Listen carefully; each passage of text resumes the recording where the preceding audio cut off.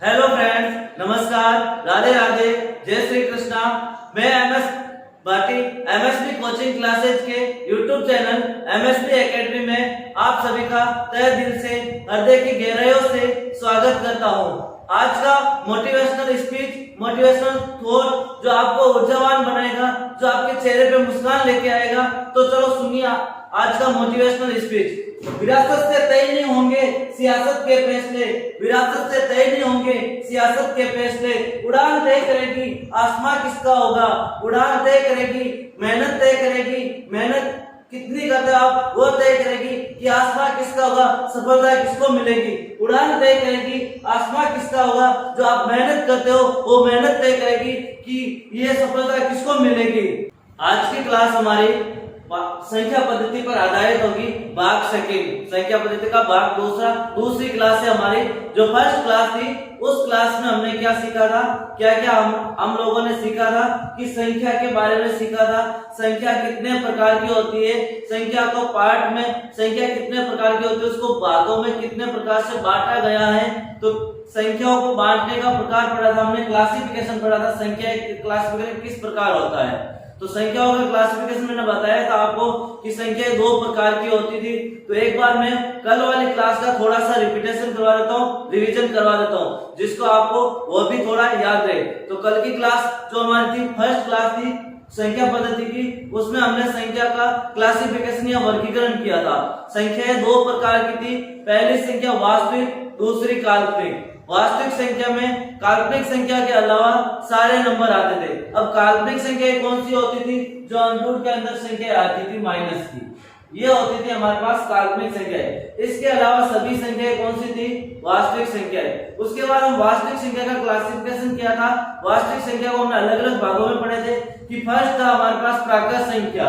First कौन सा था, प्राकृत संख्या, नेचुरल नंबर जो एक से स्टार्ट होते थे। कहां से स्टार्ट होते थे, एक से स्टार्ट होते थे। उसके बाद हमने पूर्ण संख्या पढ़ा था, होल नंबर जो W से प्रदर्शित करते हैं और 0 से स्टार्ट होते थे। उसके बाद हमने पूर्णांक संख्या पढ़ा था, जो पूर्णांक संख्या इंटीजर नंबर, माइनस भी संख्या थी, प्लस की भी संख्या थी और 0 भी शामिल था। उसके बाद हमने सम संख्या, इवन नंबर और विषम संख्या, ऑड नंबर पढ़े थे। सम संख्या जो 2 से विभाजित हो, विषम संख्या जो 2 से विभाजित नहीं हो। उसके बाद हमने पढ़ा था भाज्य और अभाज्य संख्या।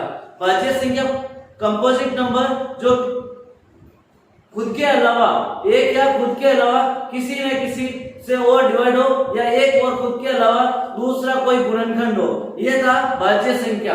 फिर था प्राइम नंबर, या फिर हम कह सकते हैं अभाज्य संख्या, जो किसी से भी डिवाइड हो, खुद और एक के अलावा, खुद या स्वयं या एक के अलावा किसी से भी डिवाइड नहीं हो, तो उसे हम अभाज्य संख्या कहते थे। ये हमारा लास्ट का क्लास था, जो मैंने आपको 1 या 2 मिनट में लगे आपको रिवीजन करवा दिया था। अब हम लेंगे नेक्स्ट सहभाज्य संख्या। नेक्स्ट कौन सा लेंगे, सहभाज्य संख्या। अब सहभाज्य संख्या कौन सी होती है, सहभाज्य संख्या वे संख्या युग्म, इसमें क्या होगा, संख्याओं का युग्म होगा। 2 की संख्या 3 भी हो सकती है। वे संख्या युग्म संख्याओं के जोड़े जो 2 या 2 से अधिक हो सकते हैं। युग्म का अर्थ कितना होता है, 2 होता है। तो वह संख्या युग्म जिनका मसफर HCF या मसफर कह सकते हैं हम, HCF या मसफर एक व स्वयं के अलावा, एक के अलावा कुछ भी आ जाए, एक के अलावा कुछ भी आ जाए, जिसका मसफर एक के अलावा कुछ भी हो। क्या हमारे पास सहभाज्य संख्या की डेफिनेशन क्या है, को कंपोजिट नंबर, जिसे हम इंग्लिश में कहते हैं को कंपोजिट नंबर।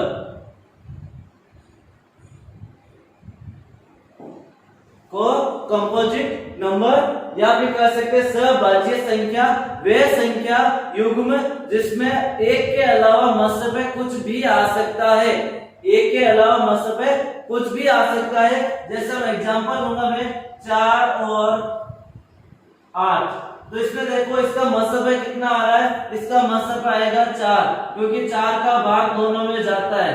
मसफे वह होता है, वह बड़ी से बड़ी संख्या जो दोनों नंबर को डिवाइड करती है, वह बड़ी से बड़ी संख्या जो दोनों नंबर को डिवाइड करती है पूर्ण रूप से, कि 4 का भाग 4 में पूरी तरीके से जाता है, 8 में भी 4 का भाग पूरी तरीके से जाता है, तो वह बड़ी से बड़ी संख्या जो देर की संख्या को पूर्णतः विभाजित करती है वह होता है मसफर।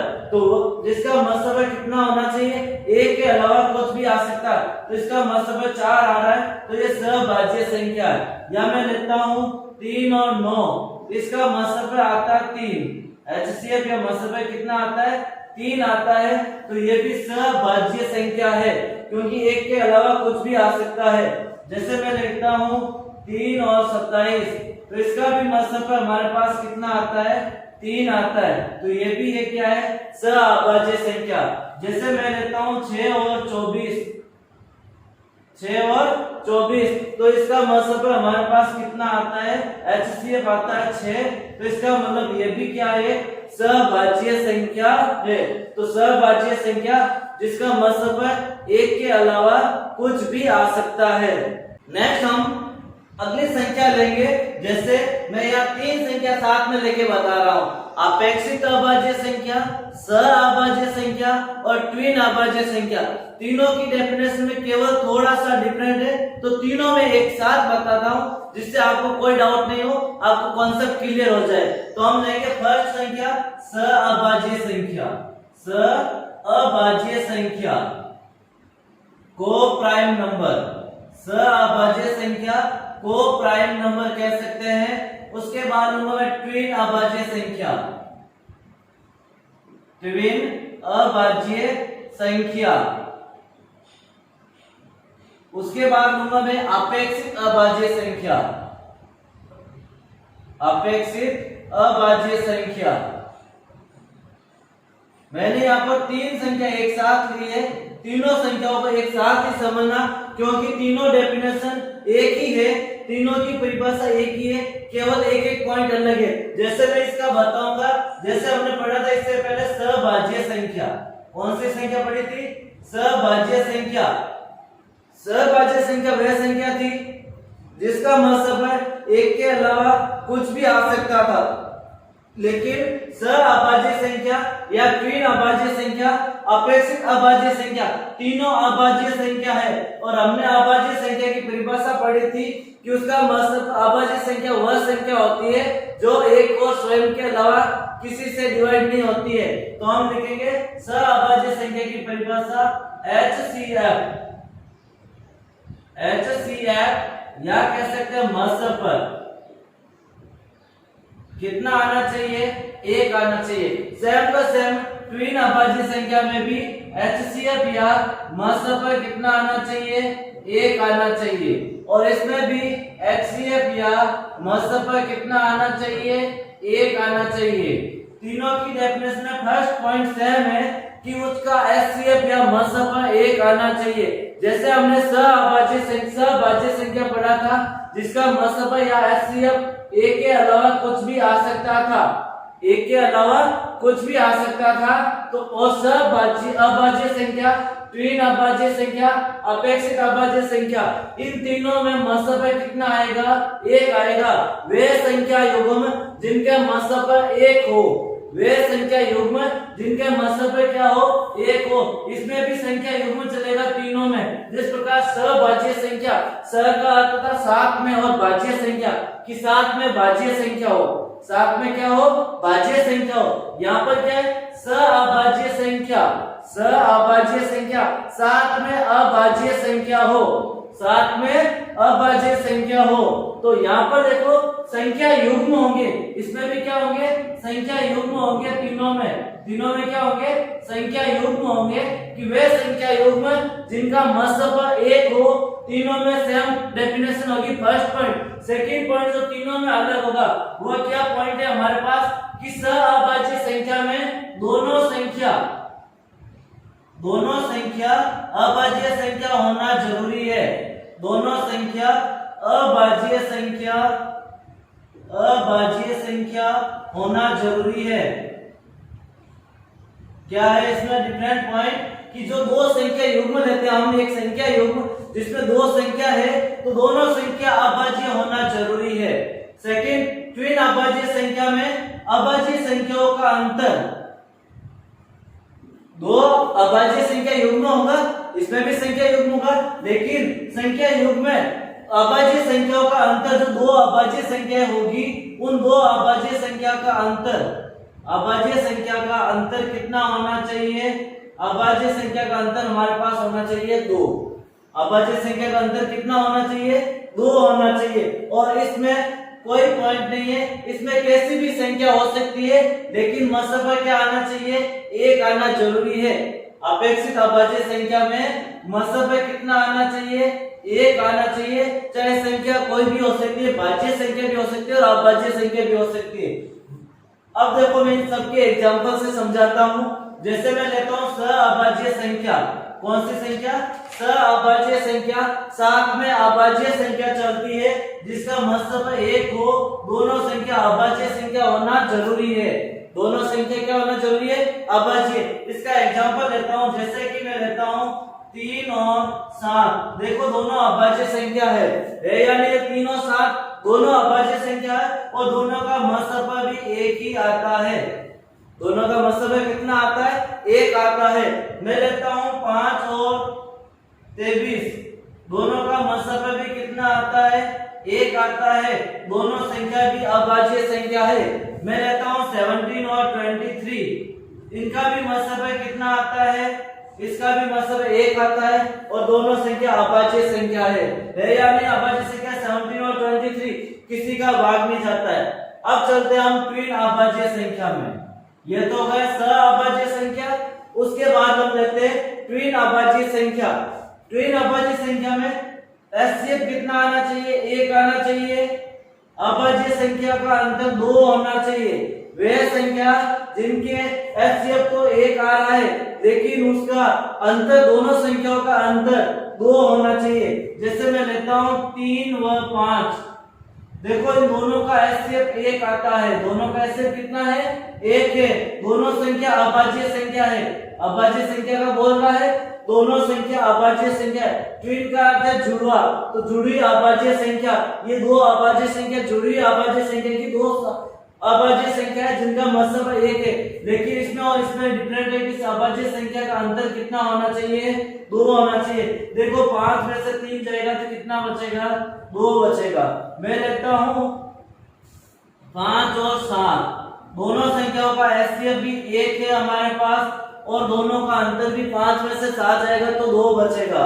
जैसे मैं लेता हूँ और संख्या कि 17 और 19। 17 और 19 इन दोनों का भी एचसीएफ कितना आता है आपके पास?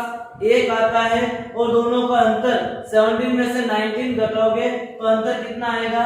2 आएगा। तो ये हो जाएगी ट्विन अभाज्य संख्या कि वे संख्या युग्म जिनका मसफा तो 1 है लेकिन दोनों संख्या अभाज्य संख्या भी है और दोनों अभाज्य संख्याओं का अंतर, दोनों अभाज्य संख्या भी है और दोनों अभाज्य संख्याओं का अंतर भी कितना हमारे पास? 2 है। सब में 2 का अंतर है। तो ये हो जाएगा ट्विन अभाज्य संख्या। कौन सी हो जाएगी? ट्विन अभाज्य संख्या। उसके बाद लेते हम अपेक्षित अभाज्य संख्या। अपेक्षित अभाज्य संख्या कौन सी होगी?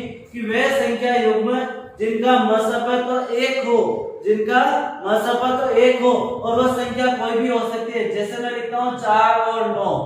कितना लिखा मैंने? 4 और 9। तो देखो 4 और 9 इसका मसफा तो आपके पास कितना आता है? 1 आता है और दोनों संख्या अभाज्य संख्या भी नहीं है। एक अभाज्य संख्या है, एक भाज्य संख्या है। तो संख्या कैसे भी हो सकती है लेकिन मसफा कितना आना चाहिए? 1 आना चाहिए। ये वाली नहीं होनी चाहिए। ऐसा नहीं आपने लिख दिया 3 और 5 तो ये अभाज्य संख्या नहीं है, अपेक्षित अभाज्य संख्या नहीं है। ये वाली संख्या ये हो जाएगी ट्विन अभाज्य संख्या कि हमारे पास तीनों का अलग अलग वर्गीकरण, क्लासिफिकेशन मैंने आपको समझा दिया है कि इसमें कौन सी संख्या होगी। कोई भी संख्या हो सकती है जिसमें भाज्य संख्या भी हो सकती है और अभाज्य संख्या भी हो सकती है। इसमें क्या हो सकता है? भाज्य संख्या भी हो सकती है और अभाज्य संख्या भी हो सकती है। जैसे मैं लिखता हूँ 16 और 27 तो इन दोनों का एचसीएफ कितना है? 1 है। तो ये अपेक्षित अभाज्य संख्या है। तो ये जो क्लासिफिकेशन है ऐसा कोई भी नहीं समझा सकता जो मैंने आपको समझाया कि मैंने इसको विस्तार से समझा, पहले मैंने कहीं से देखा, मेरे अपने अनुभव से प्राप्त किया, वही अब आपको मैं शेयर करना चाहता हूँ कि यहाँ पर जो संख्याओं का वर्गीकरण है जो आपको भी समझ में आ जाए कि संख्याएं कैसे होती है, कि यहाँ पर संख्या अभाज्य संख्या, ट्विन अभाज्य संख्या, अपेक्षित अभाज्य संख्या, ऐसा आप YouTube पे कहीं भी नहीं देखोगे कि आपको इस तरह से क्लासिफिकेशन बताना है। तो मैंने आपको तीनों क्लासिफिकेशन एक साथ बता दिए, जो सअभाज्य संख्या भी है, ट्विन अभाज्य संख्या भी है और अपेक्षित अभाज्य संख्या है, कि तीनों में क्या अंतर है, तीनों में डिफरेंट क्या है, जो मैंने एक साथ आपको बता दिया। आप इसका स्क्रीनशॉट भी ले सकते हो कि वे संख्या युग्म जिनका मतलब है एक हो और दोनों संख्या अभाज्य होना जरूरी है तो हम सअभाज्य संख्या कहते हैं। ट्विन अभाज्य संख्या वे संख्या युग्म जिनका HCF तो एक है लेकिन दोनों अभाज्य संख्याओं का अंतर कितना होना चाहिए, 2 होना चाहिए। अपेक्षित अभाज्य संख्या HCF या मतलब तो 1 होना चाहिए, वे संख्या युग्म जिनका HCF या मतलब कितना होना चाहिए, 1 होना चाहिए। और कोई भी संख्या हो सकती है, भाज्य संख्या भी हो सकती है और अभाज्य संख्या भी हो सकती है। ये तीनों संख्याओं का क्लासिफिकेशन है। नेक्स्ट संख्याओं के प्रकार में से लेंगे हम परिमेय संख्या व अपरिमेय संख्या। परिमेय संख्या व अपरिमेय संख्या दोनों का क्लासिफिकेशन एक साथ कर लेते हैं कि परिमेय संख्या कौन सी है और अपरिमेय संख्या कौन सी है, जिसे हम रिएशनल नंबर भी कहते हैं।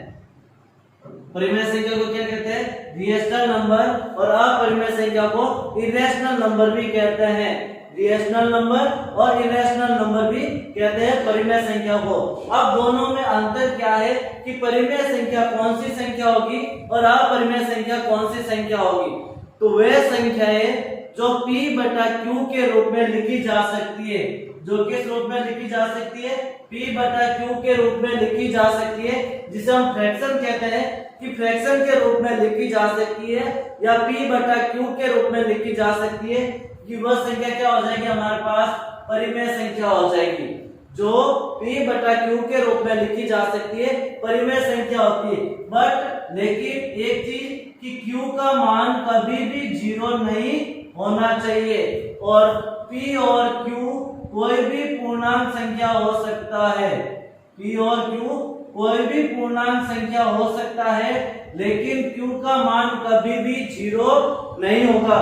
इसके अलावा Q का मान 0 के अलावा कोई भी पूर्णांक संख्या हो सकता है। तो हमारी परिभाषा क्या हो गई कि वे संख्या जो P बटा Q के रूप में लिखी जा सकती है तथा P और Q पूर्णांक संख्या है और Q का मान 0 नहीं होना चाहिए। ये तो हमारे पास परिमेय संख्या। और अपरिमेय संख्या वे संख्या जो P बटा Q के रूप में नहीं लिखी जा सकती है, P बटा Q के रूप में नहीं लिखी जा सकती है, कि वह इस रूप में नहीं लिखी जा सकती है, तो वह संख्या कौन सी हो जाएगी, अपरिमेय संख्या हो जाएगी। जैसे मैं लेता हूं यहाँ पर कुछ एग्जांपल लेता हूं, दोनों के एग्जांपल से इजी से समझ में आ जाएगा। मैं फर्स्ट लेता हूं, जैसे वह संख्या जैसे 1 2 3 4 -5 -1, तो ये सारी संख्याएं जो इस प्रकार की संख्या है वो सारी संख्याएं क्या है, परिमेय संख्या है। अब आप बोलोगे ये P बटा Q के रूप में क्यों नहीं है ही नहीं, तो भी हमने लिख दिया ये P बटा Q के रूप में है। कैसे है, देखो इस सबके नीचे मैं 1 लिख सकता हूँ।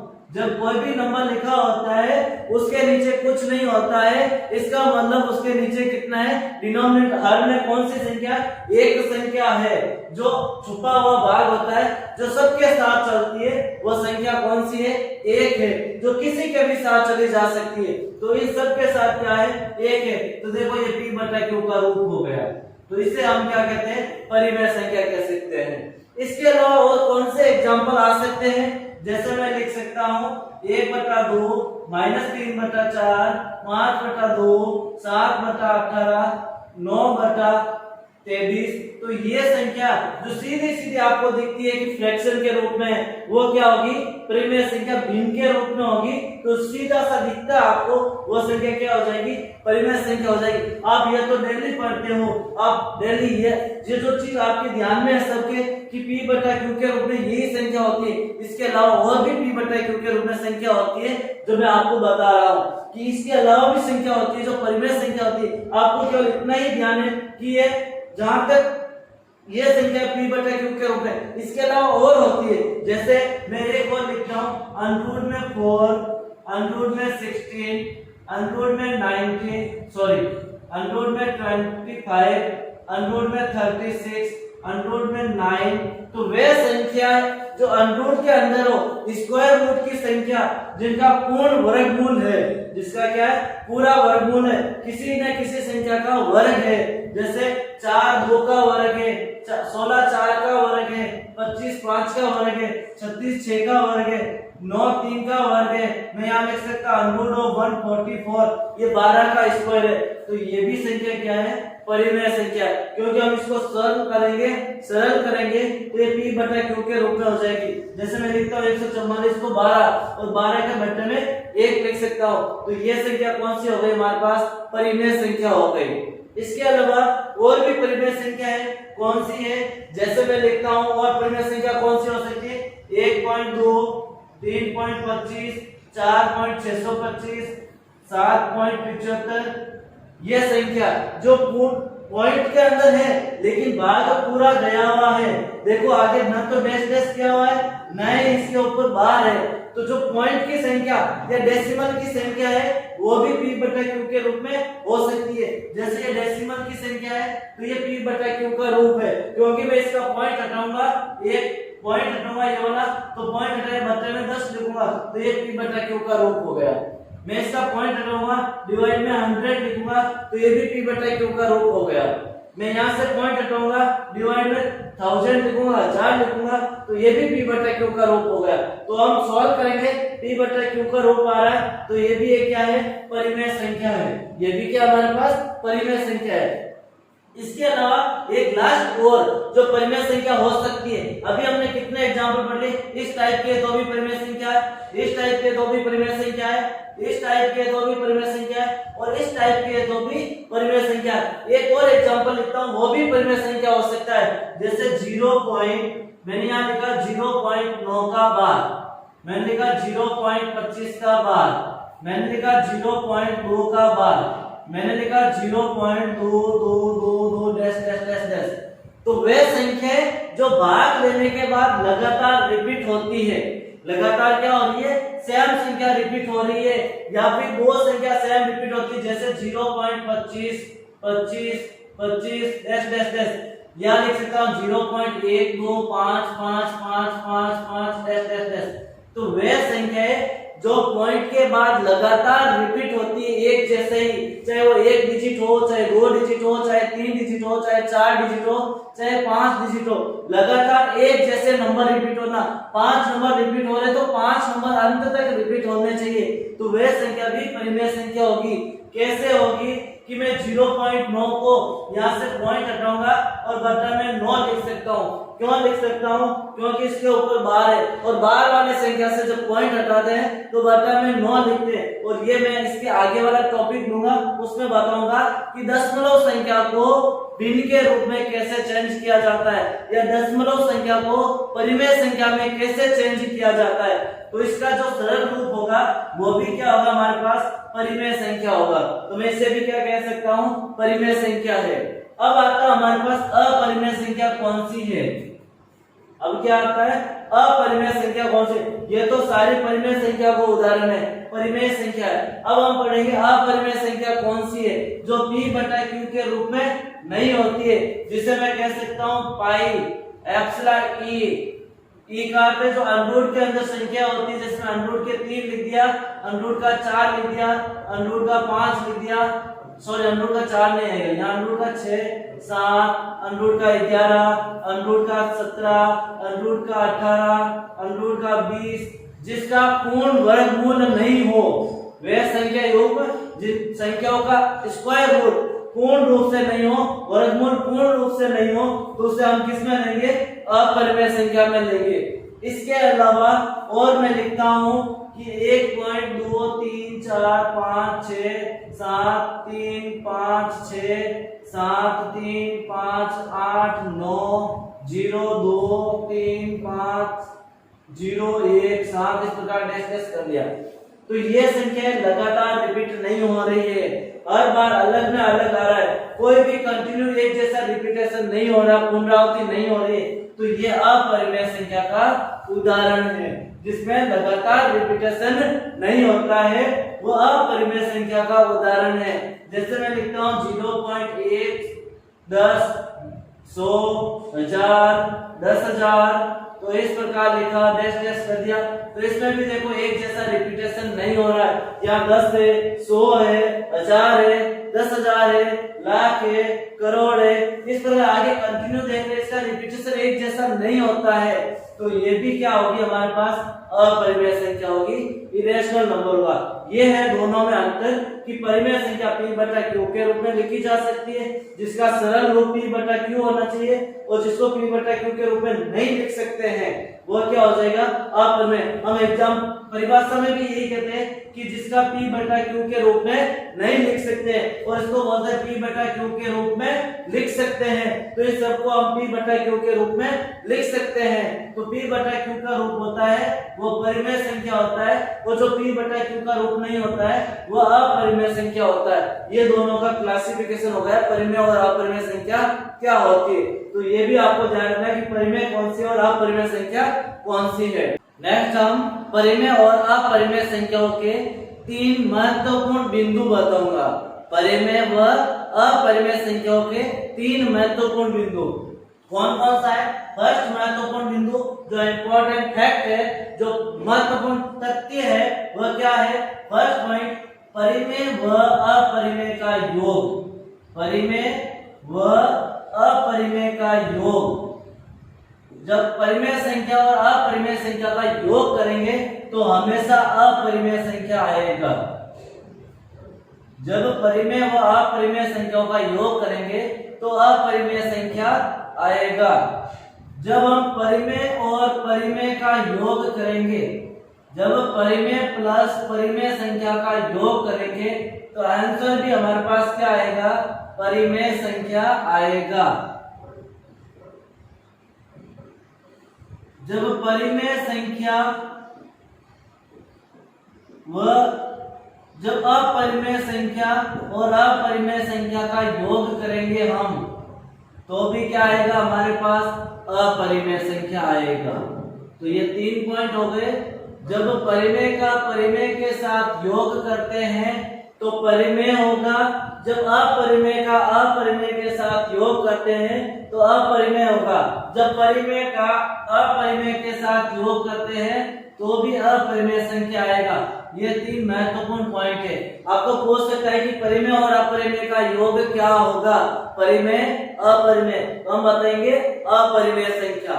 इसके बाद जो नेक्स्ट संख्या आती है वो आती है सम्मिश्र संख्या।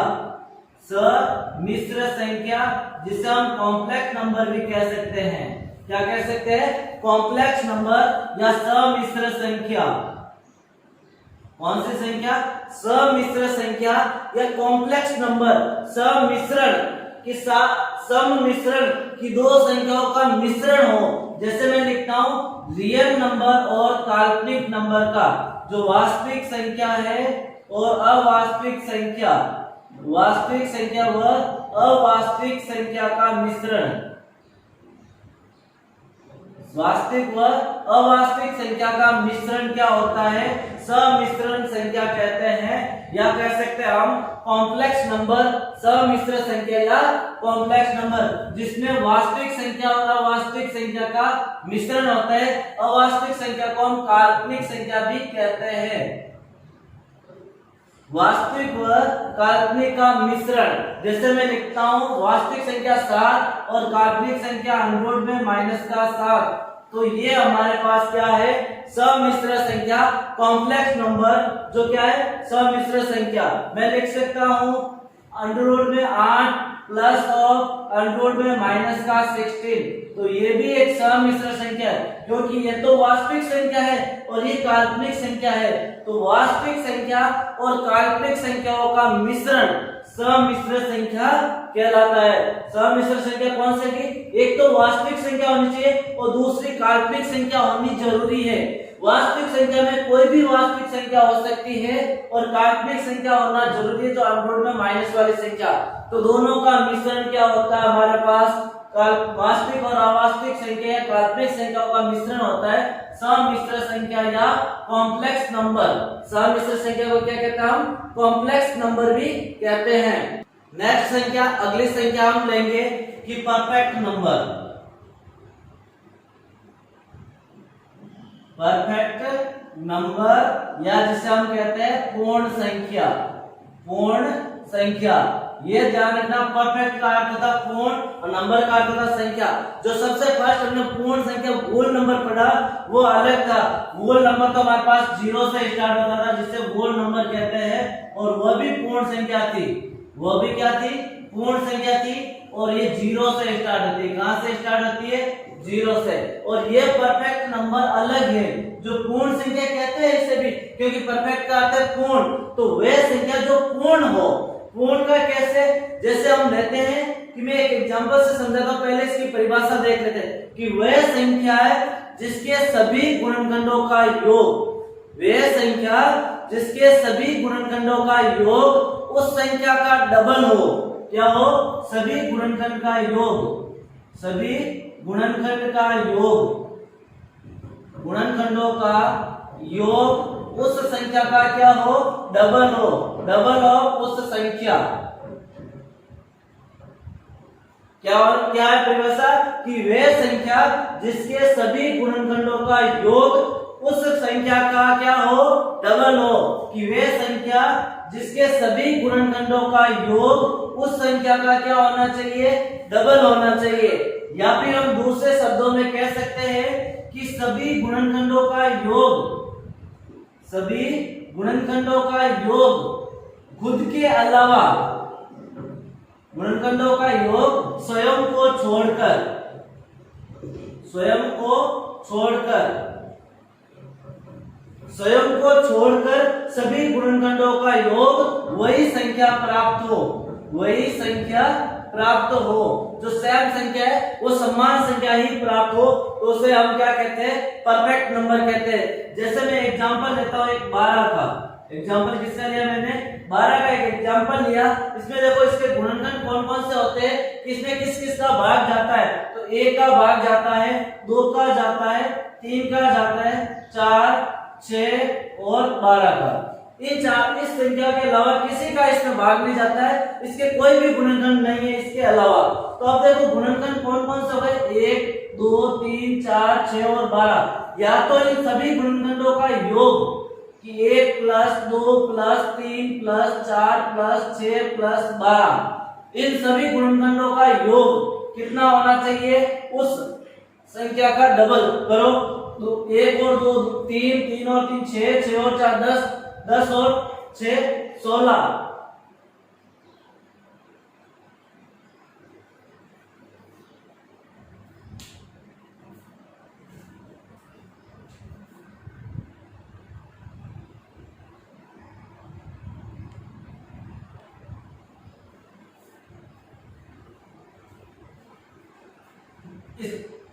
इसका एग्जाम्पल लेंगे हम। इसका एग्जाम्पल क्या है? इसका एग्जाम्पल क्या होगा? इसका एग्जाम्पल होगा 6। मैं एक संख्या लेता हूं 6, सभी गुणनखंडों का योग क्या हो? वही संख्या प्राप्त हो, तो उसका योग। अब मैं लेता हूं एग्जाम्पल 6 के गुणनखंड कौन कौन से है? गुणनखंड का अर्थ है कि उसमें किस किस संख्या से भाग जाता है, किस किस नंबर से डिवाइड होती है, ये किस किस संख्या से पूर्ण रूप से भाग जाता है, तो वो होते हैं इसके गुणनखंड। जैसे इसमें 1 का भाग जाता है, 2 का जाता है, 3 का जाता है, 4 का भाग 6 में जाता नहीं और उसके बाद 6 का ही भाग जाता है। 1 का भाग पूरा पूरा जाता है, 2 का भाग पूरा पूरा जाता है, 3 का भाग पूरा पूरा जाता है और 6 का भाग पूरा पूरा जाता है। हम इसको सॉल्व करेंगे कि सभी गुणनखंडों का योग 1 प्लस 2 प्लस 3 प्लस 6 करो, योग कितना हो रहा है? एक और दो तीन, तीन और तीन छह, छह और छह 12, उस संख्या का डबल आ रहा है, 6 का डबल है। तो ये हमारे पास पूर्ण संख्या है कि परफेक्ट नंबर है। या कह सकते हैं कि सभी गुणनखंडों का योग स्वयं को छोड़कर, तो 1 + 2 + 3 स्वयं को छोड़ दो और सभी गुणनखंडों का योग कर दो। स्वयं को छोड़ दिया और सभी गुणनखंड का योग वही संख्या आना चाहिए। जैसे 3 और 2 5 और 1 6 आ रहा है वही संख्या। या तो सभी गुणनखंडों का योग उस संख्या का डबल हो, या फिर सभी गुणनखंडों का योग खुद को छोड़कर, स्वयं को छोड़कर वही संख्या प्राप्त होनी चाहिए। तो वह क्या हो जाएगा? परफेक्ट नंबर हो जाएगा। इसके और एग्जांपल हम देख सकते हैं 28 है, या फिर हम कह सकते हैं 496 है, 28 है, 496 है, या फिर कह सकते हैं 8128 है। तो ये भी क्या है? परफेक्ट संख्या है। इसका भी आप देख के सरल कर सकते हो कि ये स्वयं को छोड़कर या इसे सभी गुणनखंडों का योग उसका डबल होता है। तो ये सभी क्या है? परफेक्ट संख्या। आप देख के ट्राई कर सकते हो, कोशिश कर सकते हो कि ये परफेक्ट नंबर है या नहीं है। उसके बाद एक लास्ट संख्या बची हमारे पास, जिसके बाद हमारी जितनी भी संख्या थी सारी संख्या हो जाएगी। तो लास्ट संख्या कौन सी बची हमारे पास? लास्ट नंबर हमारे पास बचा रामानुजन संख्या। रामानुजन संख्या जो लास्ट संख्या का प्रकार था हमारे पास संख्याओं में, लास्ट संख्या ये रामानुजन संख्या है। जो इस रामानुजन संख्या में केवल एक ही संख्या आएगी, केवल एक ही संख्या आएगी, और वह संख्या कौन सी होगी हमारे पास? वह संख्या होगी 1729। कौन सी संख्या होगी? एक ही संख्या होगी, और वही संख्या कौन सी होगी? 1729। इसके अलावा कोई भी रामानुजन संख्या नहीं है। पूरे वर्ल्ड में रामानुजन संख्या एक ही है, और वह संख्या है 1729। कौन सी है? 1729, जिसे हम रामानुजन संख्या कहते हैं। तो रामानुजन संख्या की डेफिनेशन क्या हो जाएगी कि वह संख्या जिसके दो भाग हो और दो भागों का घनमूल वह संख्या आना चाहिए। जैसे मैं लिखता हूँ 12 का क्यूब प्लस 1 का क्यूब, और 12 का क्यूब होता है 17 28, 1 का क्यूब 1 होता है, और वापस आता है हमारे पास 17 29। तो दो संख्या का क्यूब वो संख्या जो दे रखी है वो संख्या आनी चाहिए। मैं यहाँ लिखता हूँ 10 का क्यूब प्लस 9 का क्यूब। 10 का क्यूब 1000 है, और 9 का क्यूब कितना है? 729। तो हमारे पास संख्या कितनी हो गई? 1729।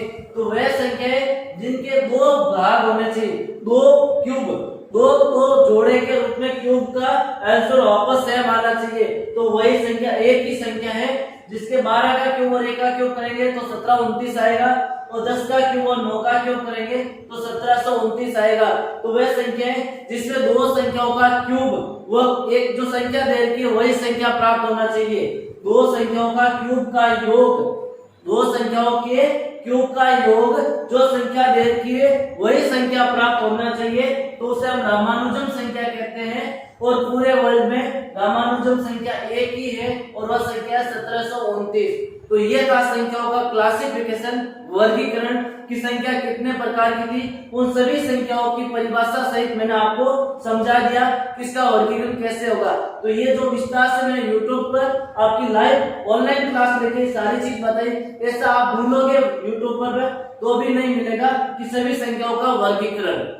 नेक्स्ट 3 बात और मैं बताता हूँ, वो आपको ध्यान रखना है कि 3 बात कौन कौन सी है, उनके अर्थ क्या होता है। वह भी कभी कभार क्वेश्चन आ सकता है आपके एग्जाम में, कि रीट में पूछ सकता है कि क्वेश्चन क्या होगा। कोई भी क्वेश्चन आ सकता है, उससे संबंधित हो सकता है। जैसे मैं 3 वर्ड बताता हूँ, उनसे संबंधित क्वेश्चन आ सकता है। जैसे आपको एक संख्या देता है और बोल देता है इसका बीजांक क्या होगा, इसका परमांक क्या होगा, इसके चरमांक क्या होंगे। तो यहाँ पर हम 3 वर्ड बता रहा हूँ मैं आपको, बीजांक, चरमांक और परमांक। ये 3 वर्ड है, इन तीनों का अर्थ आपको पता होना जरूरी है कि बीजांक क्या होगा, चरमांक क्या होगा और परमांक क्या होगा। तो यहाँ पर सबसे फर्स्ट हम लेते हैं बीजांक। बीजांक क्या होता है? जो भी आपको संख्या दे रखी है, संख्या का योग, संख्या दे रखी है, संख्या में अंकों का योग, अंकों का योग बीजांक कहलाता है। अंकों का योग क्या कहलाता है? बीजांक कहलाता है। जैसे मैं एक संख्या लिखता हूं, अब आपको बताना है इस संख्या का बीजांक क्या होगा। तो हम इस संख्या का योग कर दो, अंकों का योग कर दो, तो वो हमारे पास क्या हो जाएगा? बीजांक हो जाएगा। तो हम देखो 5 और 4 9, 9 और 3 12, 12 और 2 14 और 1 15। तो इसका बीजांक कितना हो जाएगा? 15 हो जाएगा। बीजांक कितना हो जाएगा? 15। इस बीजांक होता है संख्या में अंकों का योग। जो भी संख्या दे रखी है उसके सभी अंकों का योग है। जो योग आएगा वही हमारे पास क्या होगा? बीजांक होगा। जैसे मैंने यहाँ अंकों का योग लिखा तो वो क्या हो गया? हमारे पास बीजांक हो गया। इसके बाद आता है चरमांक। चरमांक या चरम प्लस अंक, चरम का अर्थ इकाई का अंक। जब भी आप किसी भी संख्या का चरमांक पूछे तो हमें इकाई का अंक बताना है। किसी भी संख्या का चरमांक पूछे तो उसका क्या बताना है? हमें इकाई का अंक बताना है। जैसे मैं पूछूं इसका चरमांक क्या होगा, तो इस नंबर का चरमांक 5 होगा। इस अंक का चरमांक कितना होगा? 5 होगा, क्योंकि लास्ट वाला अंक जो इकाई का अंक है संख्या का वही होता है चरमांक। जैसे मैं लिखता हूँ 3 5 7, तो इसका चरमांक कितना हो जाएगा? 7 हो जाएगा। चरमांक कितना हो जाएगा? 7 हो जाएगा। परमांक, परमांक क्या होता है? परमांक में क्या होता है? दो अंकों का योग। दो अंकों का योग 10 हो तो वह अंक आपस में क्या होंगे? परमांक होंगे। दो अंकों का योग कितना होना चाहिए? 10 होना चाहिए, तो वह दोनों अंक आपस में क्या होंगे? परमांक अंक होंगे। एक दूसरे के क्या होंगे? परमांक होंगे। जैसे मैं लिखता हूं 3 और 7, दो अंक लिखे मैंने 3 और 7, तो ये दोनों आपस में क्या है? परमांक है। क्योंकि 3 प्लस 7 कितना होता है? 10 होता है। 3 प्लस 7 कितना होता है? 10 होता है। तो ये दोनों अंक एक दूसरे के क्या है? परमांक है। जैसे मैं लिखता हूँ 2 और 8, 2 और 8 का योग कितना होता है? 10 होता है। तो 2 और 8 क्या है? परमांक है। 2 और 8 क्या है? आपस में परमांक है। या फिर हम कह सकते हैं परमांक को परम मित्र अंक भी कह सकते हैं। परमांकों को क्या कह सकते हैं हम? परम मित्र अंक भी कह सकते हैं। परम मित्र अंक भी कह सकते हैं परमांक को, क्योंकि ये आपस में मित्र भी है। वो दोनों अंकों का भी योग कितना हो रहा है? 10 हो रहा है। तो बीजांक होता है अंकों का योग कितना भी हो सकता है। चरमांक इकाई का अंक होता है और परमांक दो अंकों का योग जो एक दूसरे के परमांक अंक होंगे। यदि उन अंकों का योग कितना हो? 10 हो। तो ये हो गया बीजांक, चरमांक और परमांक। इस यहाँ तक हमारे जो संख्या पद्धति का था वो लगभग कॉन्सेप्ट क्या हो गया? पूर्ण क्लियर हो गया। अब बचा दशमलव संख्याओं का प्रसार। दशमलव संख्या कैसी होती है और कितने प्रकार की होती है, थोड़ा सा वो देख लेते हैं। उसके बाद आगे की क्लास में हम क्वेश्चन आंसर करेंगे। नेक्स्ट टॉपिक इसी का हम संख्या पद्धति की नेक्स्ट है दशमलव संख्याएं। दशमलव संख्याएं, थोड़ा सा इसका वर्गीकरण देख लेते हैं और बाकी वाला वर्गीकरण हम जब आगे पढ़ेंगे तो इस दशमलव संख्या का वर्गीकरण और विस्तार से जानेंगे। तो दशमलव संख्या का वर्गीकरण दो प्रकार का होता है। जो दशमलव संख्या होती है डेसिमल पॉइंट वाली, जैसे 2.345, 2.333 इस प्रकार की संख्या है। ये है दशमलव संख्या जिसमें पॉइंट होता है। डेसिमल की संख्या है जो पूर्ण रूप से डिवाइड नहीं होती है, परिमेय संख्या, उसे दशमलव संख्या कहते हैं। पूर्ण रूप से डिवाइड नहीं होती है उसे क्या कहते हैं? परिमेय संख्या। जो पूर्ण रूप से डिवाइड नहीं होती है उसे हम क्या कहते हैं? दशमलव संख्या कहते हैं। जो पॉइंट के बाद पूर्ण रूप से हो सकती है और नहीं भी हो सकती है। तो दशमलव संख्या दो प्रकार की होती है। एक होता है शांत दशमलव, एक होता है अशांत। कौन सी होती है? एक तो होती है शांत होती है, एक होती है अशांत। जैसे मैं लिखता हूँ 1/2, 2 का भाग 1 में 0.5 बार जाता है। मैं लिखता हूँ 4/4 या 5/2, तो इसमें भाग दूंगा तो भाग जाएगा मेरे पास 2.5 बार। तो ये क्या होता है? शांत, जिसमें भाग पूरा पूरा जाता है, चाहे पॉइंट के बाद एक डिजिट के बाद भी। यहाँ देखो पॉइंट के बाद एक डिजिट के बाद पूरा पूरा भाग जा रहा है। तो ये दशमलव संख्या होती है जिसमें क्या होता है? पॉइंट के बाद भी भाग पूरा पूरा जाता है। और अशांत में वह संख्या जिसमें भाग पूरा पूरा नहीं जाता है, दशमलव के बाद आगे रिपीट होता रहता है। जैसे मैं लिखता हूँ 1/3, तो 0.33333 इस प्रकार लिखूंगा मैं। भाग इसमें पूरा पूरा नहीं जाएगा, दशमलव के बाद भी भाग पूरा पूरा नहीं जाएगा, तो ये हो जाएगा अशांत। अशांत होती है दो प्रकार की, एक होती है आवर्ती, एक होती है अनावर्ती। एक होती है आवर्ती और दूसरी कौन सी हो जाएगी, अनावर्ती। आवर्ती के अंदर वे संख्याएं जिसमें भाग देने के बाद संख्या का रिपीटेशन होता है, लगातार भाग जाता है। जैसे मैं 1/3 लिखता हूं तो 3 का भाग 0.33333 बार जाएगा, कभी भी पूरा नहीं जाएगा। मैं लिखता हूं 2/3 तो इसमें भाग देंगे तो 0.6666 इस प्रकार आता रहेगा, कभी भी पूरा नहीं जाएगा। तो ये होती है आवर्ती, जिसमें रिपीटेशन होता है, लगातार पुनरावृत्ति होती है, वो होती है आवर्ती। अनावर्ती में रिपीटेशन नहीं होता है, आवर्ती नहीं होती है, पुनरावृत्ति नहीं होती है। जैसे 1.3 4 5 6 2 3 5 7 8 2 इस प्रकार। या लिख सकता हूँ 22/7। 22/7 में जब 7 का भाग देंगे तो हम आएगा 3.14 को समथिंग करके बहुत ज्यादा डिजिट आएंगे और एक भी रिपीट नहीं होंगे। 3.145 इस प्रकार आगे कुछ नंबर चलते रहेंगे। तो वह संख्या जिसमें भाग पूरा पूरा नहीं जाता और न ही पुनरावृत्ति होती है तो वो होती है अनावर्ती, और जिसमें पुनरावृत्ति होती है उसे क्या बोलते हैं, आवर्ती। यह होता है दशमलव संख्या का नॉर्मल वर्गीकरण बताया। इसके आगे हम पढ़ेंगे तब विस्तार से जानेंगे कि दशमलव संख्या का वर्गीकरण किस प्रकार होगा।